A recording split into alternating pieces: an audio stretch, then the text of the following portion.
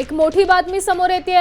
मुंबईत पावसाला सुरुवात झाली आणि भर पावसात मराठा बांधवांचं आंदोलन सुरूच आहे। या पावसात देखील सीएसएमटी स्थानकाबाहेर आंदोलकांची तुफान गर्दी सध्या पाहायला मिळते। त्याचसोबत मंत्रालय परिसरातही आंदोलकांची घोषणाबाजी सुरू आहे। आझाद मैदान, त्याचसोबत सीएसएमटी स्टेशन आणि त्यानंतर मंत्रालय या तिन्ही परिसरात भर पावसात मराठा बांधवांचं आंदोलन हे सुरूच आहे। ही दृश्य तुम्ही पाहता, ही सीएसएमटी स्थानकाबाहेरची दृश्य आहेत। अक्षरशः रेनकोट आणि छत्र्या घेऊन हे आंदोलक आपलं आंदोलन सुरूच ठेवतात। पडत्या पावसात देखील मराठा बांधवांचं आंदोलन हे सुरूच आहे। त्यासोबत मोठ्या प्रमाणात घोषणाबाजी देखील करण्यात येते।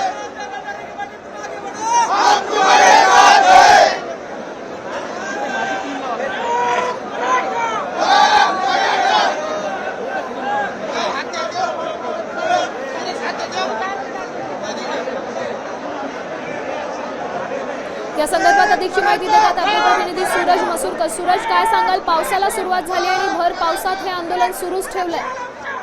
निश्चितप्रमाणे सकाळी 10 वाजता मनोज जरांगे पाटील यांनी आमरण उपोषणाला सुरुवात केली। तेव्हापासून हे सर्व जे राज्यभरातून वेगवेगळ्या जिल्ह्यातून जे हे मराठा समाजातील नागरिक जे आहेत ते आझाद मैदानात आलेले आहेत आणि आतापर्यंत ते या भर पावसामध्ये उभेच आहेत आणि ते आता या ठिकाणी आंदोलन करत आहेत। आमरण उपोषण तेव्हापासून मनोज जरांगे पाटील यांनी सुरू केलेलं आहे। तेव्हापासून हे सर्व मराठा समाजातील बांधव जे आहेत ते त्याच ठिकाणी बसून सकाळपासून आमरण उपोषण करत आहेत आणि आता भर पावसात ते या ठिकाणाहून हल्ले देखील नाही। त्यांचा एकच मानस आहे, जोपर्यंत सरकार आरक्षणाचा जी.आर काढत नाही तोपर्यंत आम्ही हे मैदान सोडणार नाही। आणि म्हणून कुठेतरी भर पावसात देखील हे जे आंदोलक आहेत ते बसलेले आहेत। त्यांनी त्यांचा डबा, त्यांचं जेवण देखील त्याच ठिकाणी खाल्लेलं आहे आणि आता भर पावसात हे दृश्य आपण पाहतोय।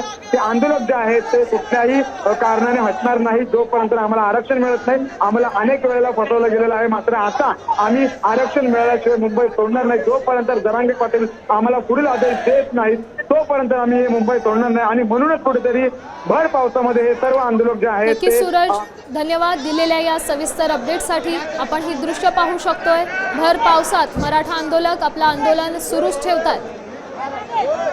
मंत्रालय परिसर असो, सीएसएमटी स्थानक असो किंवा मग स्थानकाबाहेरची ही गर्दी असो, सगळीकडेच आंदोलकांची तुफान गर्दी पाहायला मिळते।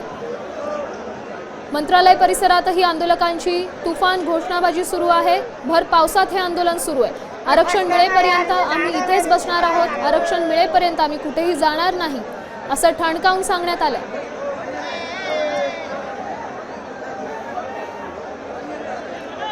त्याचसोबत जरांगेंनी देखील आपल्या कार्यकर्त्यांना, आंदोलकांना आवाहन केलंय, आपल्या समाजाचं नाव कुठेही खराब होणार नाही, आपलं नाव कुठेही वाईट कोण बोलणार नाही, अशी दक्षता प्रत्येकाने घ्या। समाजाचं नाव खराब होणार नाही असं वागणं ठेवा, असं आवाहन जरांगेंनी केलं।